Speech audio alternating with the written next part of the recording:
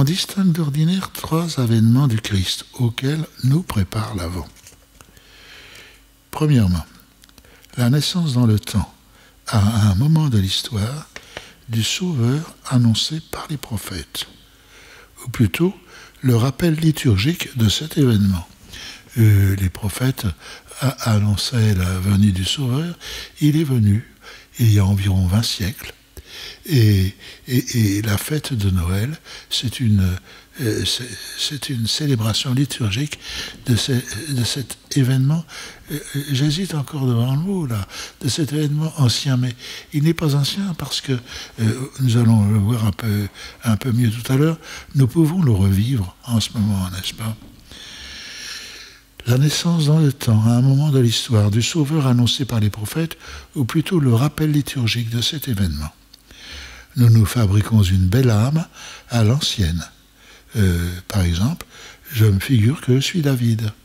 Je peux me figurer ces choses-là. Vous savez, les prophètes, les pères de l'Ancien Testament ne demandent pas mieux que de nous voir prendre un peu leur place pour nous pénétrer de leur mentalité.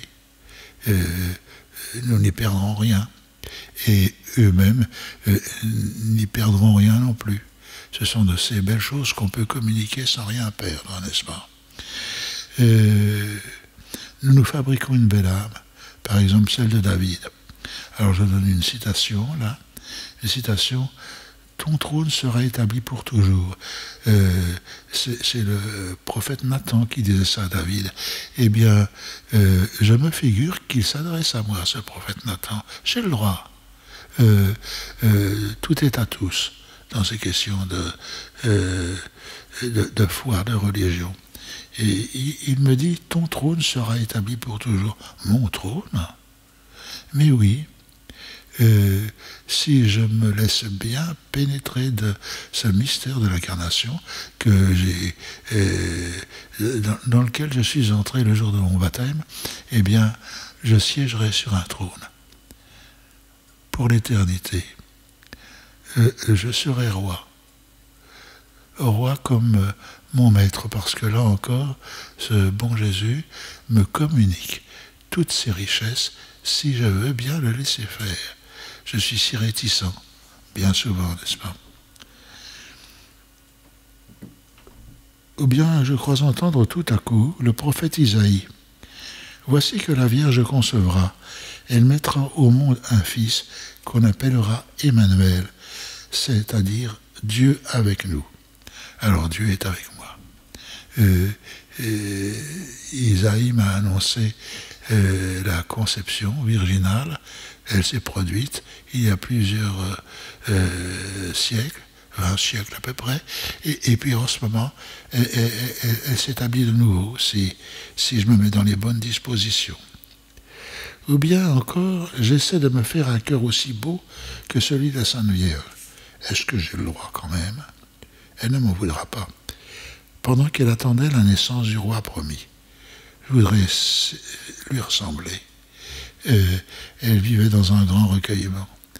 Elle ne vivait que pour celui qu'elle portait, et disons qu'elle n'attendait plus, mais qu'elle attendait en un sens parce qu'elle attendait de le voir à sa naissance, n'est-ce pas? Je m'imagine que je suis Jean-Baptiste, et je désigne mon Sauveur du doigt. Voici l'agneau de Dieu. Encore une fois, tout est à tous. Nous sommes les propriétaires de toutes les richesses des autres. Si nous y réfléchissions un petit peu, je crois que nous serions très rapidement ô combien différents. Alors ça, c'est le premier avènement, la naissance dans le temps. Nous transportons dans le passé, et de ce passé, nous essayons, et nous réussissons à le faire, nous essayons de nous faire un présent, quelque chose de présent. Alors deuxièmement, son avènement comme juge à la fin des temps. Ah, c'est un autre avènement, celui-là, qui n'est pas encore survenu. Viens, Seigneur Jésus, viens. Le ciel et la terre passeront. Ça, c'est la Sainte Écriture, n'est-ce pas? c'est l'Apocalypse, et puis c'est Jésus lui-même. Le ciel et la terre passeront. Nous nous installons comme si tout devait rester bien stable. Quelle erreur! Un beau jour, tout disparaîtra. Quand on prend quelques années, on y pense davantage. On sait que c'est pour très bientôt. Très bientôt. Il faudra bien y passer, et pourquoi s'en attrister? Si nous avons l'espérance, et nous l'avons, nous aurons l'espérance. L'espérance toujours, l'espérance qu'emmène, disait saint Théophane Vénard. C'est un beau programme, un programme prometteur. C'est l'espérance. Et puis, il y a ce cantique que tout le monde connaît. Puissions-nous chanter un jour dans votre bienheureuse cour, et votre gloire et votre amour. On y pense. Cela se fera. Que de temps nous perdons et que d'énergie nous gaspillons. Nous avons le ventre collé à terre, comme dit un psaume. Ça, c'est le deuxième avènement, à la fin des temps. Alors, le troisième avènement, c'est l'avènement spirituel dans les âmes. J'en ai déjà un peu parlé parce que je me perds un peu quand je parle de ces choses. Je ne sais plus trop où j'en suis. Comment voulez-vous qu'il en soit autrement, n'est-ce pas? L'avènement spirituel dans les âmes, qui sera le fruit propre du mystère de Noël. Mais les fruits ne paraissent pas d'un seul coup. Ils mûrissent, on les entoure, on les met à l'abri, on les pousse, si j'ose dire. J'ai connu un garçon, je pourrais dire son nom, c'est un garçon qui fréquente cette église polonaise du dimanche et que je vois assez souvent. J'ai connu un garçon qui faisait tout comme tout le monde, même ce qu'il ne faut pas faire. Quand les autres racontaient des histoires du genre de celles qu'on ne raconte pas devant ses parents, il en rajoutait. Ce n'est pas beau de raconter telle chose, mais faire comme tout le monde, c'est pire encore. C'est lâche. J'ai dit à un garçon, j'aurais mieux fait de dire une poule mouillée.